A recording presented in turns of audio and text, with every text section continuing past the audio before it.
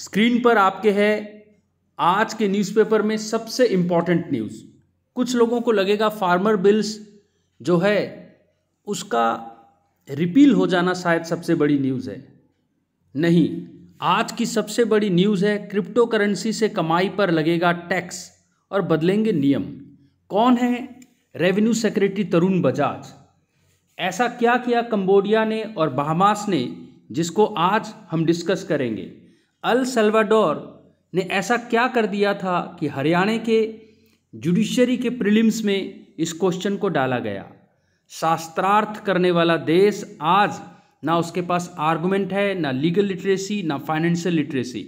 Hit and try methodology में वो कहीं पर भी अपना हार्ड एंड मनी लगा देता है और फिर धोखा खाता है।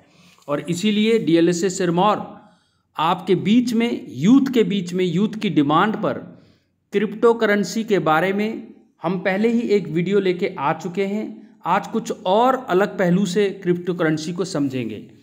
रेवेन्यू सेक्रेटरी तरुण बजाज ने ये कहा कि जो क्रिप्टो करेंसी है उस पर जो प्रॉफिट होता है उस पर सरकार टैक्स ले सकती है लेजिटिमेट तरीके से।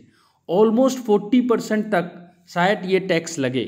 आपको पता है संसद का शीतकालीन यानी विंटर सेशन 29 नवंबर को जो शुरू होगा उसमें सबसे इम्पॉर्टेंट बिल अगर कोई है तो वो पॉपुलेशन बिल, लव जिहाद बिल या फिर यूनिफॉर्म सिविल कोड के बिल से अलग क्रिप्टो करेंसी से जुड़ा एक बिल होगा।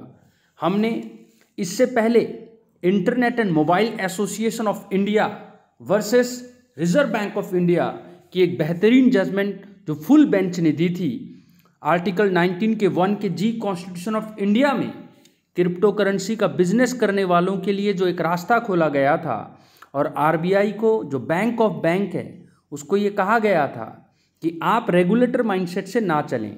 कोई चीज़ गलत हो सकता है, बच्चों से गलतियां हो सकती हैं, लेकिन उसको एक थप्पड़ मारा जाए या उसका हाथ ही काट दिया जाए, ये प्रोपोर्शनेट सज़ा होनी चाहिए।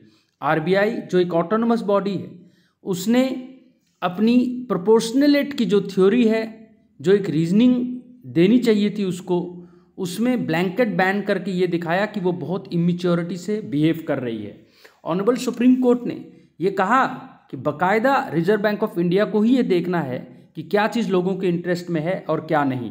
यानी आरबीआई के पावर को उन्होंने चैलेंज नहीं किया, पावर के एक्सरसाइज को लेकर उन्होंने ज़रूर एक आपत्ति जताई कि जहाँ थप्पड़ मारने से काम चल सकता था आपको कोई बच्चे को ऑल्टरनेटिव देना चाहिए था। बच्चे का यहाँ मतलब है वो लोग जो ब्लॉकचेन टेक्नोलॉजी में इन्वेस्ट कर रहे हैं, जो बिजनेस करना चाहते हैं सीरियस तरीके से, उनको आप एक लेस इंट्रूसिव मेथड से भी सिखा सकते थे, ना कि वैक्यूम में आपको कुछ नहीं समझ आ रहा वर्चुअल करेंसी के बारे में तो आप अंधेरे में तीर लगाने की बजाय सब कुछ ब्लैंकेट बैन कर दो। ये शास्त्रार्थ का देश है, यहाँ रीजनिंग पे सब कुछ चलना चाहिए। मिस्ट्री हो सकता है आज वर्चुअल करेंसी, मगर जापान में आज जहाँ पर पूरे वर्ल्ड के अगेंस्ट सेविंग करने पर सरकार आपसे टैक्स लेती है तो आपको समझना पड़ेगा excess of everything is poison. इसी तरह से क्रिप्टो करेंसी में भी एक्सेस ऑफ जो रिलाई अपॉन हम करें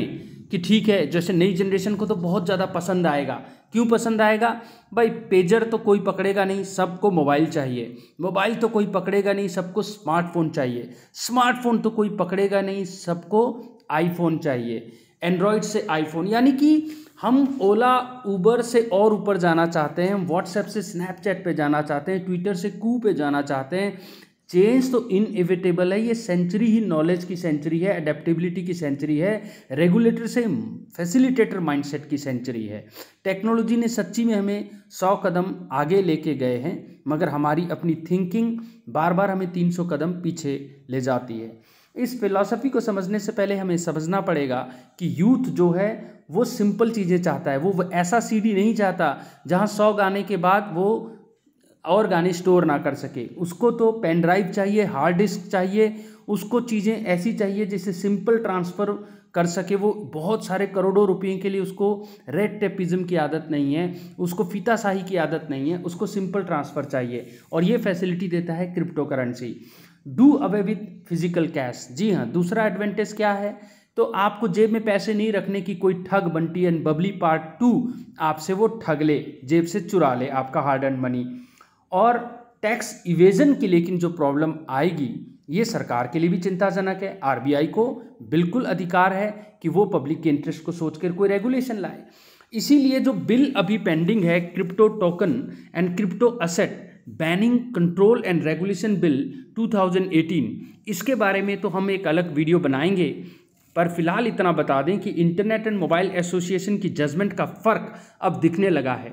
जो हमारे रेवेन्यू सेक्रेटरी तरुण बजाज जी हैं, उन्होंने कहा है कि आपकी ट्रेडिंग यानी कि आपका रोड हम नहीं छीनेंगे।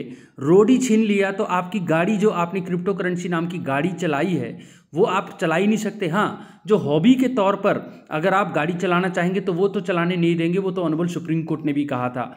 और जो ऑलरेडी क्रिप्टो पेयर्स है या आपके जो क्रिप्टो वॉलेट्स में पैसे हैं, उसको तो आप खर्च ही रहे थे।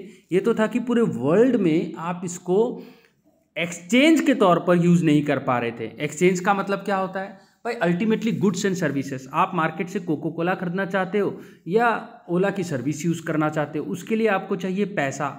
पेटीएम, गूगल पे, भीम पे, प्लास्टिक करेंसी, यानी कि कौड़ी से लेकर, शेरशाह सूरी के कौड़ी से लेकर हम देखो कहाँ तक आगे बढ़ गए। ठीक है, कौड़ी, कभी चमड़े का, आपने तुगलक का भी देखा था फरमान कि सारे चांदी के सिक्के बनवा दिए जाएं। तो कई हिट एंड ट्राई मेथोडोलॉजी से आज भी लीगल टेंडर आरबीआई के जो करेंसी होता है उसमें आप पढ़ें, मैं धारक को इतने रुपए देने का वादा करता हूँ, एक लीगल टेंडर है। क्रिप्टो करेंसी के लीगल टेंडर को लेकर लगातार पूरे वर्ल्ड में एक तरह से आप कह सकते हो पैरानिया था।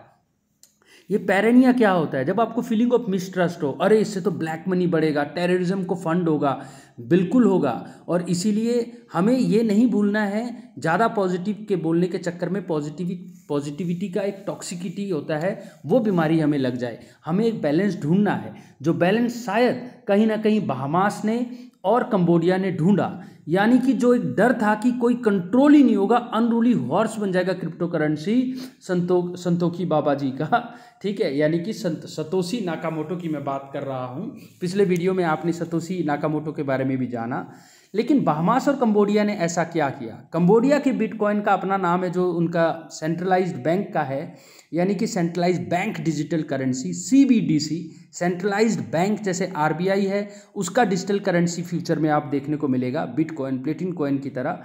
ठीक है, चाइना ने इसका नाम रखा ECNY, कंबोडिया ने बकोंग, और बहामास की CBDC। इन सारों ने एक कंट्रोल ज़रूर दे दिया। कंट्रोल होना किसी भी चीज़ का ज़रूरी है। वही पानी हीरे से ज़्यादा तेज़ हो जाता है और एक शीशे को काट सकता है। ये शायद आपको पता ना हो तो यूट्यूब में आप देख लें। ठीक है, वही पानी बाढ़ ला सकता है, वही पानी जो है सिंचाई कर सकता है। पानी में इतना ताकत है, यानी कि चीज़ों को केवल रेगुलेट करने की ज़रूरत नहीं है, फैसिलिटेट करके चैनलाइज करने की ज़रूरत है। जो आप लोगों का रोड है, यानी चैनल है, जिससे आपने अपना जहाज़, अपना गाड़ी निकालना है, उस चैनल को बैन करना कोई सॉल्यूशन नहीं है। ये बात फुल बेंच ने समझाई थी। आर्टिकल 19 के 1 के जी में जो लोग सीरियसली ट्रेड या ऑक्यूपेशन या बिजनेस या प्रोफेशन करना चाहते हैं, ऐसे लोगों का फंडामेंटल राइट है और इसको आरबीआई छीन नहीं सकती। हाँ, जो लोग केवल हॉबी के तौर पर तुक्का मार रहे हैं, ऐसे लोगों के साथ इतना बड़ा फ्रॉड हो जाता है, फिर वो सरकार से एक्स ग्रेसिया यानी कि एक दया के भाव में कॉम्पेंसेशन मांगते हैं। तो सरकार कहाँ से दे? 100% लोगों को वैक्सीनेशन देना, कोविड-19 में PM केयर फंड से उनका एजुकेशन को सुनिश्चित करना, और उनके 5 लाख रुपये जो है उनको हायर एजुकेशन में इन्वेस्ट हो जाएगा, वो पैसा देना सरकार कहाँ से दे? 638 लाख करोड़ सोशल सेक्टर में लग जाता है सरकार का। तो ऐसा नहीं है कि सरकार के पास अधिकार नहीं है, ये गलतफहमी आप निकाल दें।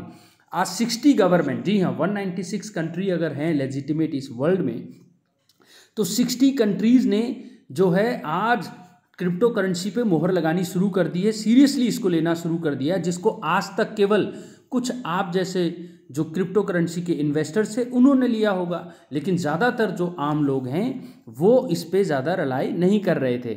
मगर आज 60 गवर्नमेंट इस पे वर्क कर रही है। ऑनरेबल सुप्रीम कोर्ट की internet and mobile association judgement के बाद हमारे रेवेन्यू सेक्रेटरी तरुण बजाज जी ने भी कहा है कि 40% तक हम टैक्स ले सकते हैं।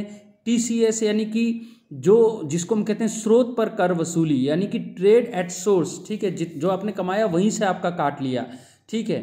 तो 29 नवंबर के बाद देखते हैं कि विंटर सेशन में कौन सा बिल पास होता है। लेकिन एक बात तो तय है, क्रिप्टो करेंसी लेजिटिमेट है, इस पर मुहर लग चुकी है।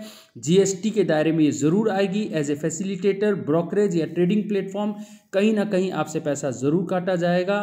और जो लोग बिना मंजूरी के, लाइसेंस के क्रिप्टो की ट्रेडिंग करेंगे उनके ऊपर फाइन लग सकता है। तो अब आपको परमिशन की ज़रूरत तो पड़ेगी।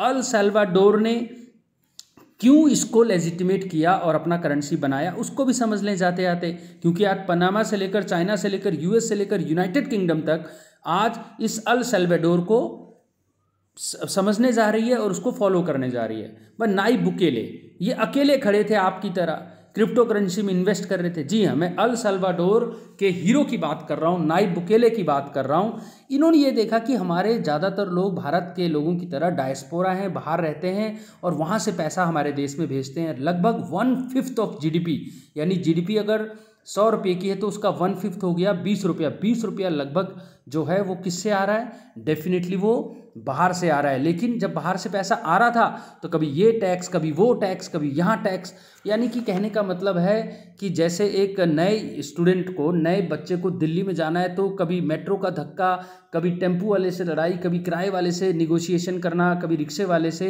हर जगह वो ठगा महसूस करता था।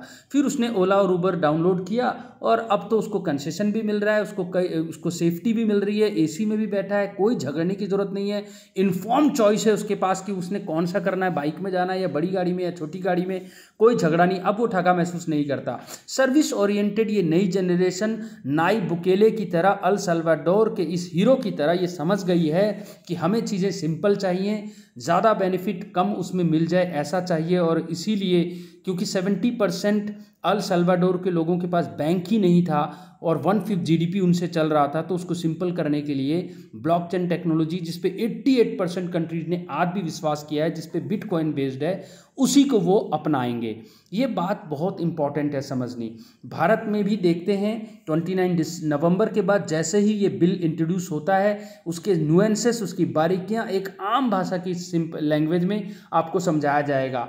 बहामास, कंबोडिया, चाइना, अमेरिका किस तरीके से इसको ले रही है, और जो क्रिप्टो करेंसी का एक्सचेंज है, बैंकिंग का जो चैनल है, जिसको समझ लें कि वो रोड है जिस पे आपकी वर्चुअल करेंसी, आपकी कार इलेक्ट्रिक कार की तरह चलेगी, उस पर अब बैन तो नहीं हो सकता। तो ये आप लोगों के लिए एक खुशखबरी है। हाँ, टेररिज्म, ब्लैक मनी ज़रूर एक वल्नरेबल टारगेट है, लेकिन इसका ये सॉल्यूशन नहीं है कि आप इसको बैन करें। सरकार को और जनता को, हम सबको ज़्यादा से ज़्यादा अवेयर होना होगा, क्योंकि 2013 में जो आरबीआई का माइंडसेट था, 28 फरवरी 2019 को जो हमारे इंटर मिनिस्ट्रियल कॉन्फ्रेंस में जो हमारे नेताओं का, बाबुओं का माइंडसेट था, वो ऑनरेबल सुप्रीम कोर्ट की एक जजमेंट के तहत, यानी internet and mobile association versus RBI में धुल गया है।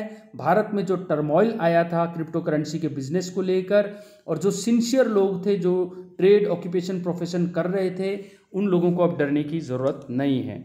कुछ और भी आपको जानना हो तो कमेंट सेक्शन में लिखें, लेकिन हम चाहते हैं आप इकोनॉमिक क्राइम से दूर रहें, आप सरकार की परमिशन लें। देश का फाइनेंशियल हेल्थ अगर नहीं होगा तो टेररिज्म को बढ़ावा मिलता है और आप ही जिम्मेवार हो जाते हैं। इस दुनिया की जियोपॉलिटिक्स में इकोनॉमिक्स को समझना, लॉ को समझना इंडिस्पेंसिबल है, और डीएलएस सिरमौर इस प्रयत्न में लगातार आपके साथ बनी रहेगी। जय हिंद, जय हिमाचल।